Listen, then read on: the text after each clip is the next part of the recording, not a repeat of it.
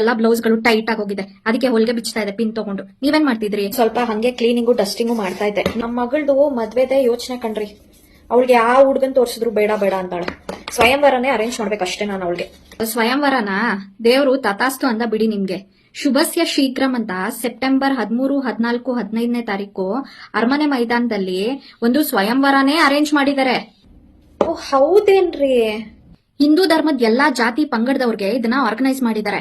ಅಲ್ಲಿ engineer, doctor, business man, government job, private job, ಹಳ್ಳಿಯಿಂದ ಹಿಡಿದು ಫಾರಿನ್ ವರ್ಗೂ ಎಂತ ಹುಡುಗ ಬೇಕಾದ್ರೂ ಸಿಗ್ತಾನ್ ಕಣ್ರಿ. ಅಯ್ಯೋ, ಹೆಣ್ ತೋರ್ಸೋ ಕಾರ್ಯಕ್ರಮನೇ ಎಷ್ಟು ದೊಡ್ಡ ಖರ್ಚು ಕಣ್ರಿ. ಕಾರ್ ಅಂತೆ, ಸ್ವೀಟ್ ಅಂತೆ, ಹಣ್ಣಂತೆ, ಹಂಪ್ಲಗೆ ದುಡ್ಡಂತೆ. ಅಯ್ಯಪ್ಪ ಎಷ್ಟ್ ಖರ್ಚು. ಇಂತ ಸ್ವಯಂವರಕ್ಕೆ ಹೋಗ್ಬಿಟ್ರೆ ಎಲ್ಲದನ್ನು ಒಂದೇ ಜಾಗದಲ್ಲಿ ನಿಪ್ಟಾಯಿಸ್ಬಿಡ್ಬೋದು. ಹಂಗಂದ್ರೆ ಅದು ಎಕ್ಸ್ಪೋ ಅಂತಾರಲ್ಲ ಆತರ ಇರ್ಬೇಕೇನೋ ಅಲ್ವಾ?